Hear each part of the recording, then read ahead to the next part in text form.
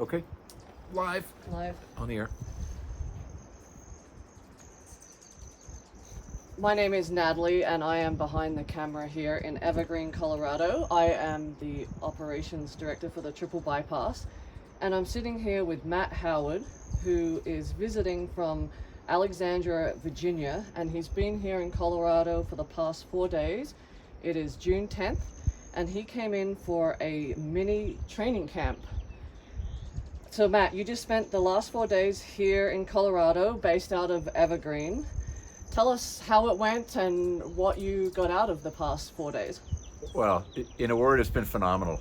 A ride of this magnitude being able to come out here and over the course of the last 4 days, we have either ridden or driven through almost all of the course, and we have ridden the 3 major climbs from the beginning to the end. We didn't do them in order, but that doesn't really matter. Based on weather, we did what we needed to do. But overall, the being able to see that before game day, so to speak, has been a phenomenal experience. Not just for the training, the physical aspect of it, but for up here, giving me a taste of what this is going to require to get done. It's been incredible. So you signed up for the Triple Bypass basically the day it opened, if my memory is correct. I did. Can you tell us a little on how the Triple Bypass kind of came on your radar and why you decided to come from Virginia and set this as your goal for one of your goals for 2024? Sure. Well, the backstory is I was diagnosed with late stage prostate cancer almost exactly 3 years ago. And once I got on a treatment path of chemo and the stuff that you do when that happens to you, my good friend Sean, who lives out here, had this idea. He said, look, we need to come up with an idea for you and a big goal, and whatever it is that we pick, I'll do it with you. And then he said, well, hey, what about the Triple Bypass? And I knew what it was based on the conversations that we had in the past. And at the time, I won't say what I said because that's not safe for public consumption, but I will say that I said, you're probably out of your mind, because where I was at that time when he suggested this, I was in a place where I couldn't even walk our dog down the street without being exhausted. But he planted that seed, and as time evolved, as time went by and I started to regain some strength, got through chemo, treatment has been incredibly effective for me containing the cancer, which is our goal, for as long as possible. I started to get back on the bike, and then I at some point I pressed the I believe button and I said, yes, I will do it. And as Natalie said, the day it opened, I signed up, and it gives me a tremendous sense of purpose to sign up for something like this, and a tremendous goal. Matt, now that you say that, I actually recall that you set this goal 2 years ago, and you True. almost set the year to kind of wrap your head around it. Yes. To think about what it was going to take and Yeah. whether it could become a reality for you. And then you signed up, when it opened for 2024. So right. this has been years in the making. It has, and part of that is because what I didn't know about chemotherapy and cancer treatment is that when you finish chemo, the protocol I was on, it was 6 months long. And they said before we started, look, when we're done with chemo, at that point, start the clock. It's going to be about a year before you feel like you are back to any level of baseline self. And that was a bit of an eye-opener to me, and I thought, I'll get better fast than that. Well, I was wrong. They were right. So part of the process in here was to, all right, during that time, during the recovery period, let's see what the ride is about and sign up for a training plan and kind of follow along and see what's required, which was the year before, which led into then, okay, by 2023, by 2024, I should be in a position to be able to train for it. So that was sort of the evolution of the process. And Matt, you've lived a fairly active life in both your professional career, but also you have done triathlons in the past, but probably nothing of this length. And also your training was not post an intense number of doses of chemotherapy. So can you talk a little bit about adjusting to your new normal of having to, you know, accept the changes that your body had to go through chemotherapy, and how you managed to get your mind around your new normal and then what it meant for your training, if there is a new normal for you? I don't want to put words in your mouth, but No, that's a great question, and there is a new normal, and the new normal is I am not, you know, physically I'm not the person I was 4 years ago.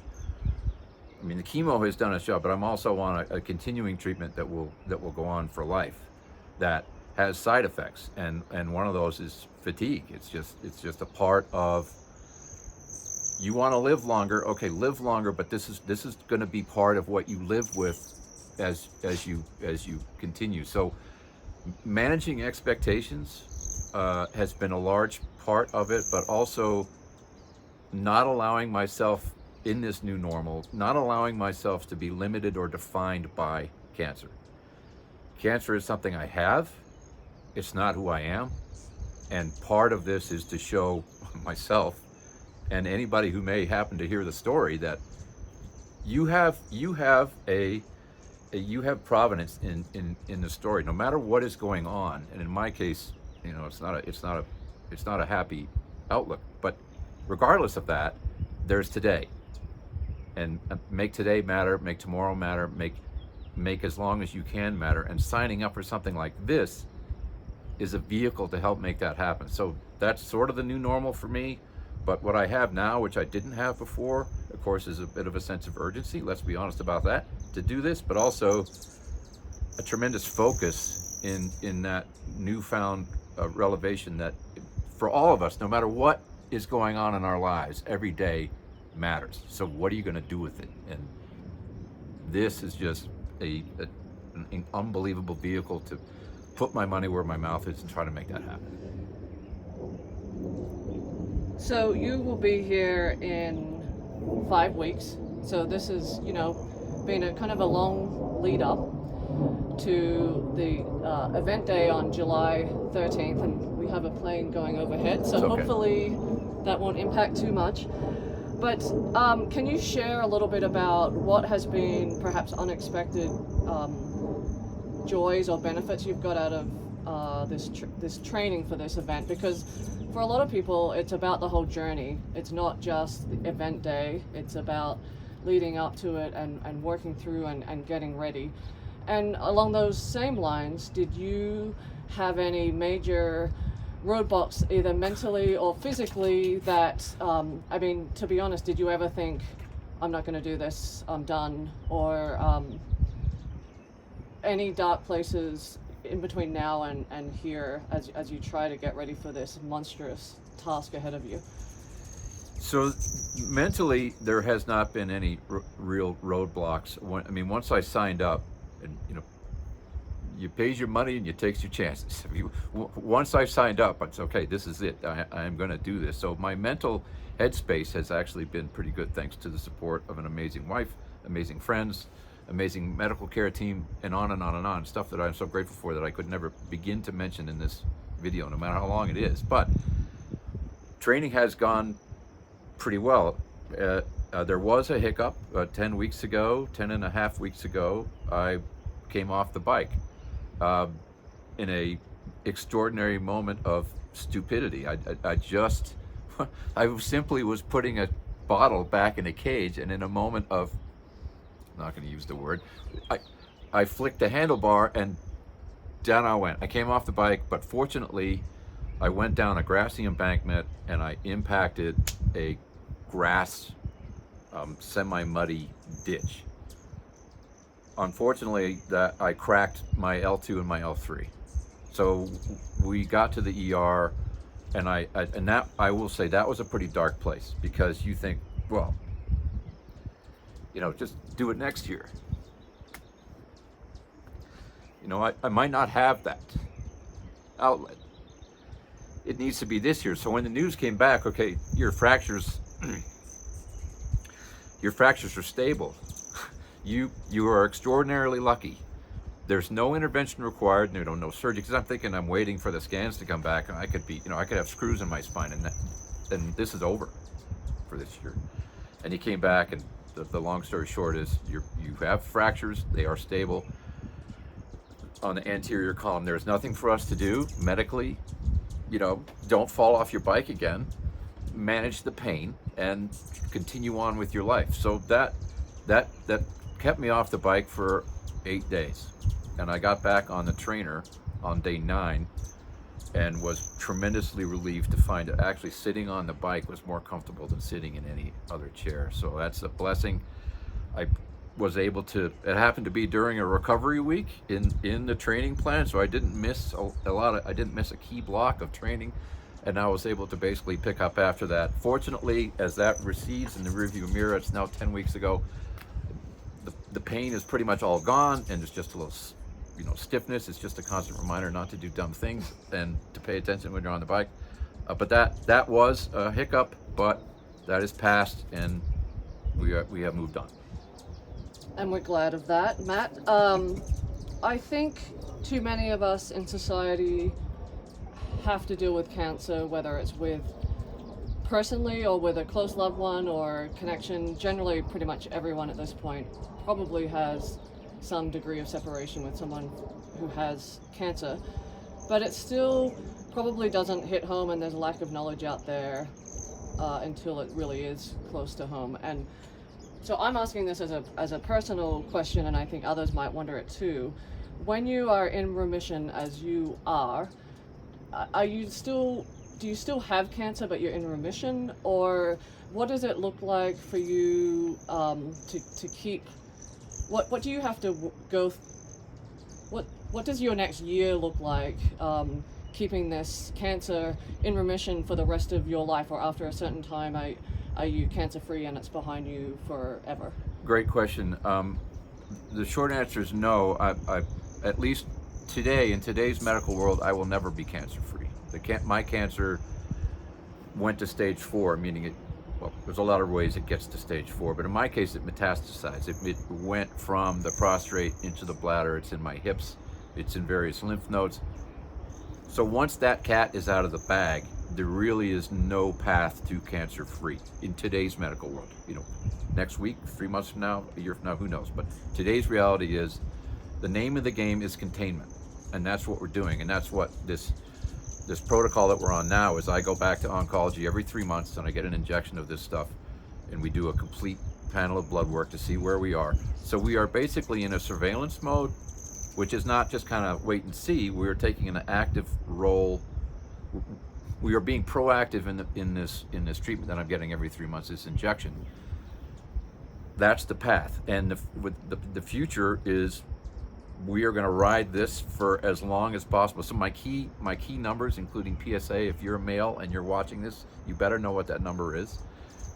If keeping that low is really the key for my type of cancer, that's where we are, and that's every 3 months we go back to confirm that that's the path that we're on. The statistics say that is not going to last. At some point, it's just the way it is in 100% of known cases. And if that happens, then there is more treatment that can be considered and done. So this is a continuum, it's a process, but right now we are in a containment game, and I plan to make that last for a long, long time. And Matt, I assume, like with almost any health and physical scenario people are facing, exercise helps, and that may play a role here in this goal as well. It absolutely does, and there's reams of data out there that show the tremendous effects psychologically and physically for cancer patients to be physically active. Well, is that a mystery to anyone? And it's not just for people with cancer. It's for people who have no debilitating disease and no chronic illness.